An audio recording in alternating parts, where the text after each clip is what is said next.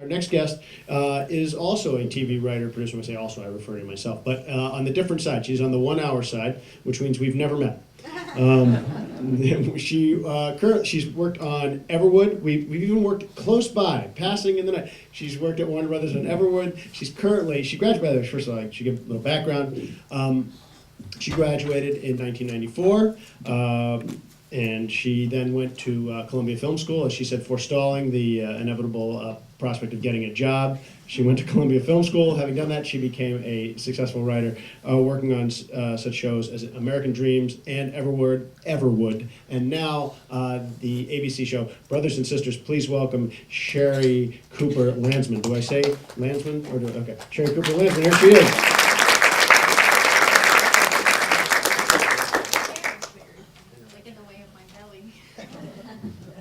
Hi. Like Jason, I was an English major at Penn, and yes, as Lou mentioned, I was postponing having to work, and I thought, well, grad school sounds really fun, and I was at Penn. I loved school. I loved Penn, so I got a hold of the Columbia application to the creative writing program, because at Penn I was an English major, and I focused on creative writing, and they had the application to the creative writing program in the same booklet as the film school application. So it was like not much more to apply to both. Like, I think they asked for some art things, and I had done some drawing, so I applied to both. I did not get into the writing program, the creative writing. I got into the film school. So I thought, okay, I'll go to film school. And also there were some cute boys I knew at Columbia. Law school. It's true, I pulled a Felicity. And so I went to Columbia Film School. My first year there, I swear, I think everyone wondered what the hell was I doing. First of all, I was probably the youngest person at film school.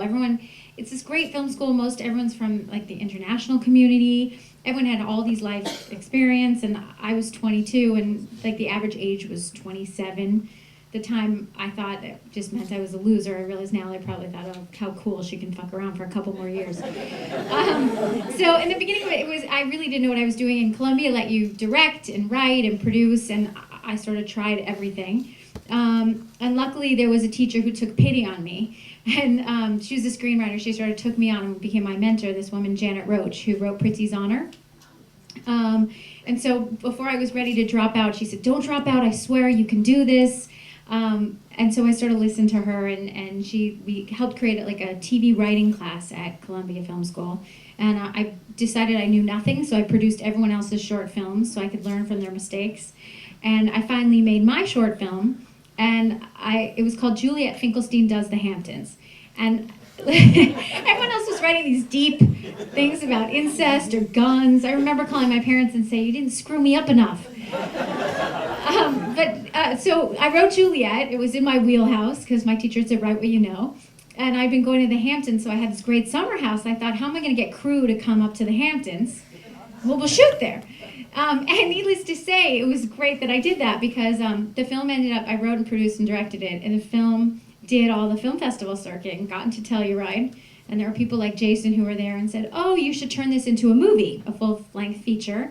And so I found myself, and this is all beginner's dumb luck. I think if I had known the odds were against me, I would have never gone into the meeting. So I had my first pitch meeting with Mike DeLuca, who was at the time was running New Line. And I pitched him the movie idea, the full-length feature based on my short. And he said, great, let's do it. And I said, are you serious? And he said, yeah. I said, can I direct it? He said, okay. So I was like, my third year at film school at Columbia, which I was mistakenly in the first place, with a studio deal, this 2-picture deal. And a little backstory, while I was making the film, I had run completely over budget. And so I had a roommate from Penn. I should say there were a bunch of Penn girls who were doing this. They worked at a strip club in Manhattan as massage girls. So when things got really bad and I had to pay for my negative cut, I worked as a massage girl at this strip club for 4 months. And I massaged men's shoulders. I was fully dressed. Everything was completely innocent. And that's how I paid for my short film, basically. And so it was a lot of dumb luck, whatever. It was a good story to tell, Mike DeLuca in the room. Might have helped my selling the movie. But it's a little be careful what you wish for. It sounds like it was so easy, and it was up until that point. And then I had a really tough 2 years, because I didn't know what I was doing, and I was writing a movie for a studio. I'd never written one before. And it was 22 unofficial drafts, and I actually had an executive from my network who was living in for the studio, who was living in my apartment building. And she would knock on my door and ask me how it was going all the time. So there's a movie in that.